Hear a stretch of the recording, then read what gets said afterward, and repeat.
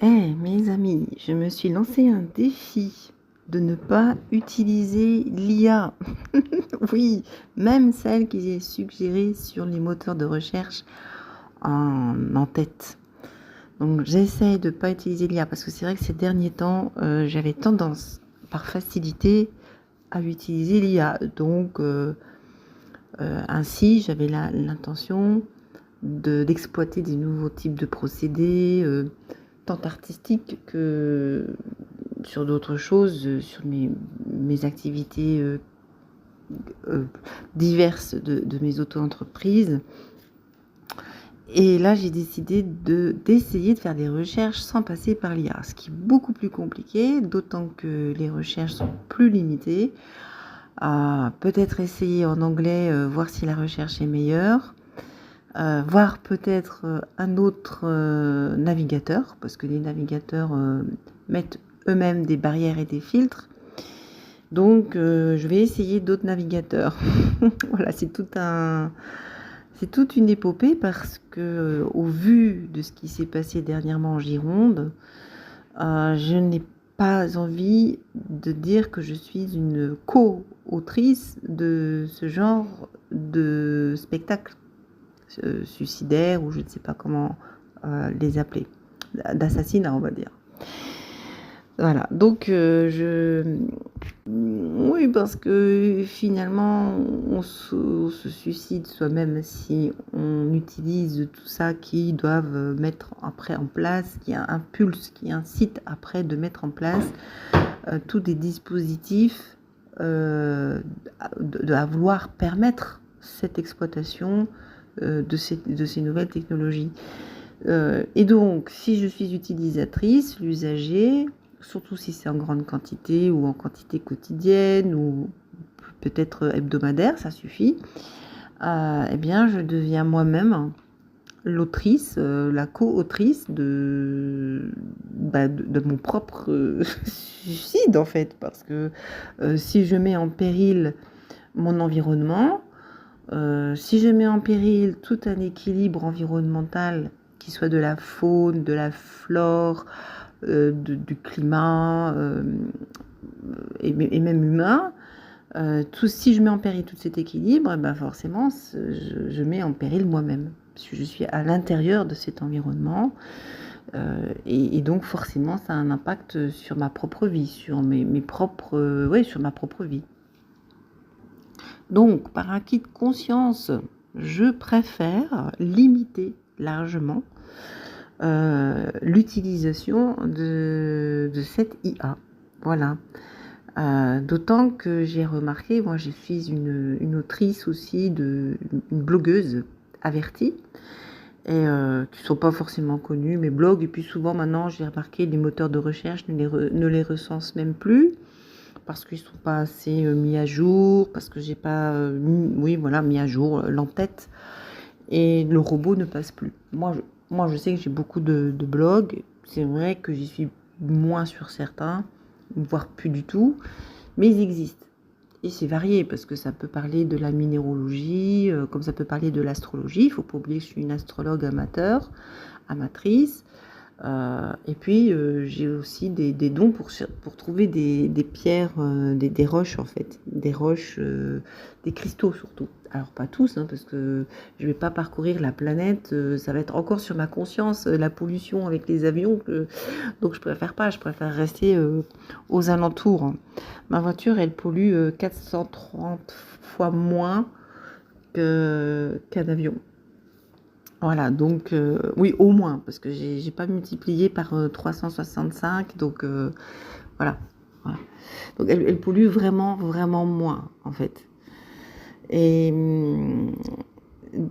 donc, sur un de mes blogs, parce que j'écris quand même régulièrement, sur mes blogs, parfois c'est des réflexions, et voilà, je trouve ça assez pertinent de pouvoir les partager. Alors, parfois c'est lu jusqu'en Inde, je n'ai pas tellement de lecteurs non plus, mais quand il y a une lecture d'un de mes articles, ça peut aller jusqu'en Amérique, en Inde, ça peut parcourir le monde en fait. C'est ça aussi l'avantage d'Internet. Et puis maintenant, bien, il y a les traductions automatiques. Et moi, j'avais remarqué que sur le navigateur que j'utilise actuellement, il y avait la possibilité de lire les articles. Donc, c'est aussi une voix IA hein, qui lit les articles. Et je trouvais ça pertinent aussi. Mais j'ai remarqué qu'il y avait des mots-clés qui ne voulaient pas lire. Par exemple, des titres comme l'amour-propre, comme, je sais pas, quelque chose de très très spirituel. Et ben, il va pas vouloir les lire. Il ne me propose pas la lecture de ces articles-là. Je me suis dit que c'était pas possible quand même. À deux fois, à deux, trois, quatre reprises, avec des articles différents, je me suis vue dans cette impasse. Alors je me dis qu'on commence quand même à être sacrément semi-contrôlé. Et voilà, moi ça me fait vraiment penser au monde de Huxley quand même, hein, pour ceux qui l'ont lu, au merveilleux monde de Huxley. Parce que j'ai l'impression que sans s'en rendre compte, de façon inconsciente, on nous met dans des rails. D'ailleurs, regardez les personnes qui choisissent leur Parcoursup ou etc. Ils sont orientés en fonction de l'origine comment on appelle ça, de l'échelle sociétale de leurs parents. Donc ça c'est assez dramatique. Et c'était une chercheuse dans l'éducation, dans le génie éducatif, je crois qu'on appelle ça, je ne sais plus très bien, qui m'avait expliqué ça, et ça se confirme hein, quand même, ça se confirme. Parce que c'est vrai que les études, ça coûte très cher. Moi, je voulais reprendre des études concernant les soins d'animaux pour être enregistrée au niveau de la convention des vétérinaires. Et ça me coûterait 11 000 € par an, ce qui est impossible à mes yeux. Donc, elles arrêtent pour l'une à ses études.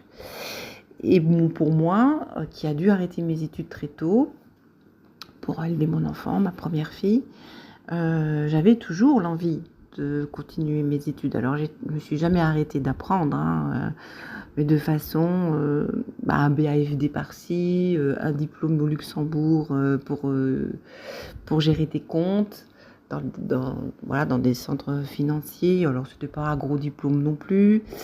Voilà, j'ai des petits ajustements comme ça aussi pour les personnes en situation de handicap, aussi pour conduire des tracteurs ou des engins hydrauliques. Voilà, ça, j'ai un CACES, donc pour conduire ce type d'engin, alors pas tous, mais certains. Et donc je me suis jamais arrêtée de me former, hein, jamais. Mais cependant, voilà, les études, ça coûte très cher. Donc je me disais qu'il était peut-être temps de prendre, d'en prendre conscience. Ça, faire des actions, je ne connais pas lesquelles, je n'en ai aucune idée, je ne vais pas être l'investigatrice de quelconque mouvement que ce soit. Mais dans tous les cas, d'en prendre conscience. Après, à nous de nous organiser effectivement pour pouvoir appréhender le mieux possible la vie. Moi dans tous les cas, rien ne m'empêche, quand je serai établie, parce que je dois quitter mon logement, parce qu'il est encore en indivision, et donc je suis obligée de quitter le logement. Et quand je serai établie, rien ne m'empêche de reprendre toutes mes activités et de multiplier les activités diverses. Voilà, ça, des nouvelles activités, voilà. Moi, j'ai énormément de projets en création et voilà.